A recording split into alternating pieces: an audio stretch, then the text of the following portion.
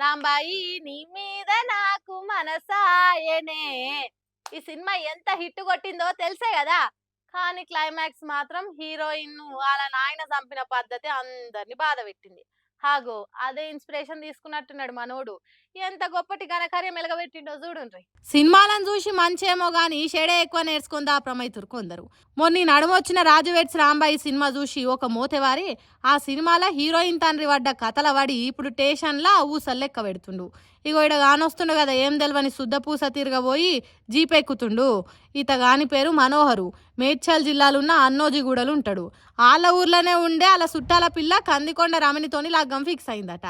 అయితే 6 నెలల కిందనే మనోహర్ అయ్యే వాళ్ళకు హెచ్ఐవి పాజిటివ్ అని తేలిందట. మరి పిల్లగాని కథ ఏందోనని ముందు జాగ్రత్తగానే మనోహర్కు కూడా పరీక్షలు చేపిస్తే ఆయనకు కూడా పాజిటివ్ అని వచ్చింది. ఇంకేంది చల్ ఈ రోగం ఉన్నోనికి నా పిల్లని ఇయ్యనే ఇయ్యా అని చెప్పి పిల్లోలనైనా లగ్గం క్యాన్సిల్ చేసిండు.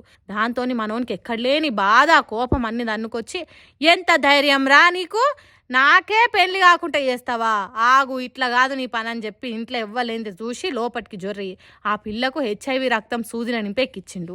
ఇంకేంది ఇంజక్షన్ ఇయ్యంగానే పాపం ఆమెకు జ్వరము పేయిల నొప్పులు లేచేసరికి దెబ్బ దెబ్బ దావకానకు తీసుకపోతే నిజం బయటపడ్డది. జరిగిన సంగతి అంతా పోయి పోలీసులకు చెప్తే వాళ్ళు ఇట్లా మర్యాదలతోని మైలపోలు తీస్తందుకు స్టేషన్కు పట్టుకుపోయారు. పాపం ఆ బుజ్జి ఇంకా దావకంలోనే ఉందట. మరి ఏం కథనో ఏం వైద్యం చేస్తారో ఆ బుజ్జికి తెలియదు కానీ ఈ అడ్డమైనోడు ఎక్కడలేని రోగం తలిగిచ్చిండు.